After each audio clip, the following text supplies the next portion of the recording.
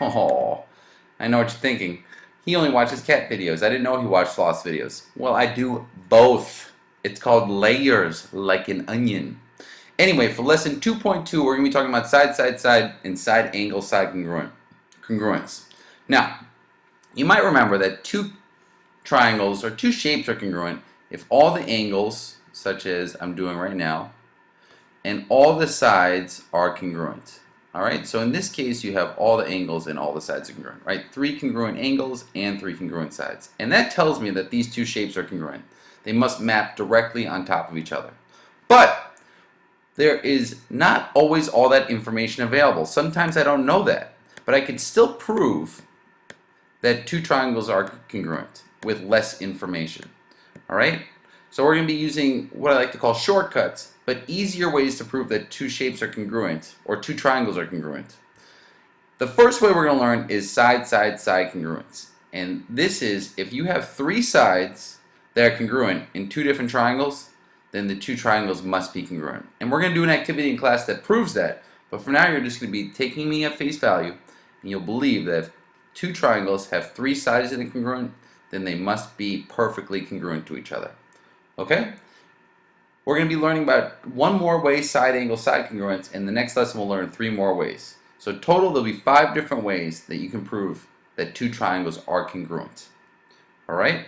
So let's start with some practice examples.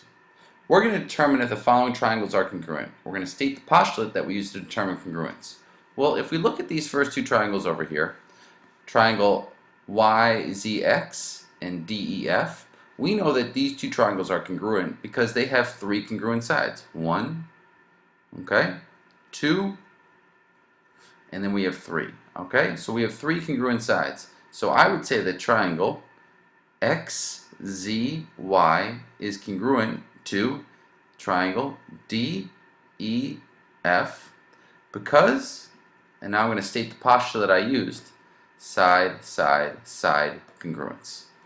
Alright, I know these 2 triangles are congruent because of side, side, side. Now let's look at these 2 triangles.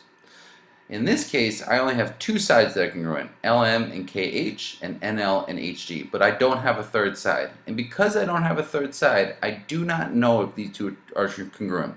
It doesn't mean that they're not congruent, but in this case, I don't have enough information. So I'm just going to write not enough information. Alright, we need 3 sides to prove congruence. In this case, we only have 2, so we can't prove the congruence. Pretty straightforward. Now, the next thing we're going to practice is doing what I call a two-column proof. Alright, and the way we do that is you'll have given information and then what you need to prove. And the first thing you do is you always read your given information and you just mark it onto your triangles. So ZX is congruent to NO. Let's mark that. ZX is congruent to NO. And remember, these hash marks show that these 2 are congruent.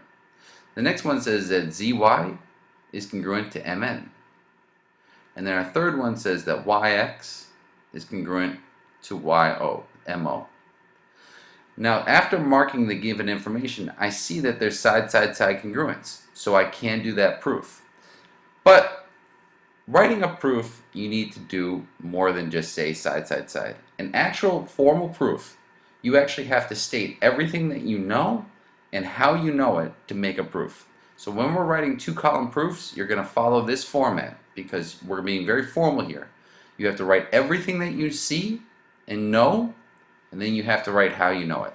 So just follow. This is how we're going to do it. The first thing we know is ZX is congruent to NO. And I should have these little marks up here. And how did I know that? Well, that was given to us, so I can just write given. Alright, the second thing I know is ZY is congruent to MN. Alright, and how do I also know that? That's given to us. And the third thing I know is that YX is congruent to MO. And how did I know that? That was also given to us. Alright, and what's that prove? Since I have these 3 congruent sides right here, that proves that triangle XYZ is congruent to ONM. And the reason I know that is side, side, side. Alright, side, side, side congruence. And I know what you're thinking, why am I just rewriting all this stuff? Well, as these lessons get much harder, you're going to be getting good at practicing this skill because sometimes it's not going to be given. You're going to have to write different reasons here. But for now, we're just restating everything we know, the three sides that are congruent, how we knew it, and then our conclusion is that the two triangles are congruent because of side, side, side. All right? Let's try some more. We got our side, side, side down. Now let's look at side, angle, side congruence. Okay? We know that two triangles are congruent. Also, here's the next way we do it. If we have two sides that are congruent and an angle in the middle, all right? And it's very important that angle is in the middle of the two sides, all right? That's what makes it side, angle, side. And if you have this configuration of side, angle, side in two different triangles, then you know those two triangles are congruent, all right? Now, if you're wondering, how do I know if that angle's in the middle? A little trick I like to use is I just pull out a highlighter and I'll highlight the two congruent sides. And you'll see where those two sides meet, that angle's in between. And since the angle's in between, I know it's side, angle, side. All right? Now, let's determine if we have side, angle, side congruence here. Now, in our first one, we have a side, an angle, and a side. And let's just check to see if the angle's in the middle, because maybe it's not.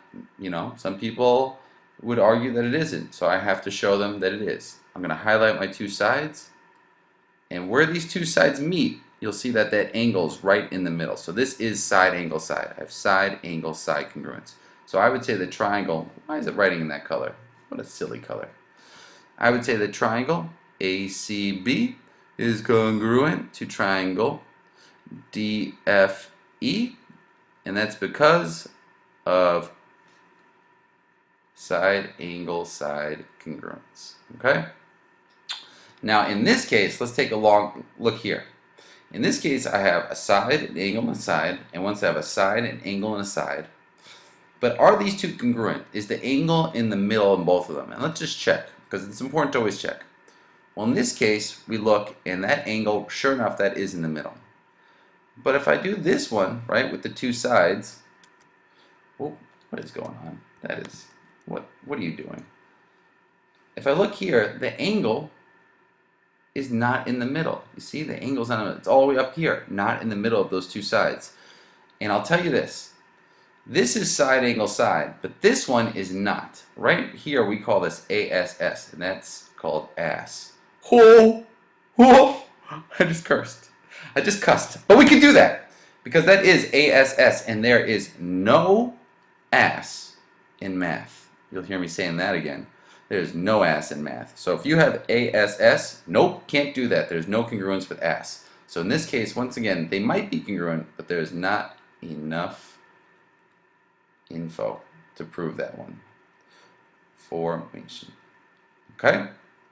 Now let's write one more two-column proof just to get the hang of this. Now we want to prove that ABC is congruent to NOM. How are we going to do that? We're going to write our two-column proof right here. Okay? Now once again, here the givens aren't stated, they're actually pictured. So we're going to write down what we see here. So 1, what do I see? Well, I see that CB is congruent to MO. So CB is congruent to MO. All right? And once again, how did I know that? That was given, right? That was given to us. It was just already there before we even started. That was already given. 2, we know that AB is congruent to ON. So AB is congruent to ON. All right? And once again, how did I know that? It was given to us. And I'm just writing down what I see.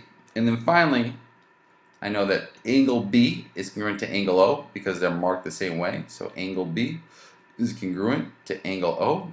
And once again, how did I know it? It was given. All right? It was just stated here. And then 4, can I prove that these two triangles are congruent? Sure I can, because now I have side, angle, side congruence in both of them. The angle's in the middle. So I'll say triangle ABC is congruent to triangle NOM. And how do I know that? It's because of side, angle, side congruence. Okay? So if if I ever tell you to write a two-column proof, it has to be stated right here, where you state everything that you know, how you know it over here. All right? Well, that's it for this lesson. So remember, I've told you a lot of good advice, and my good advice to to use this one.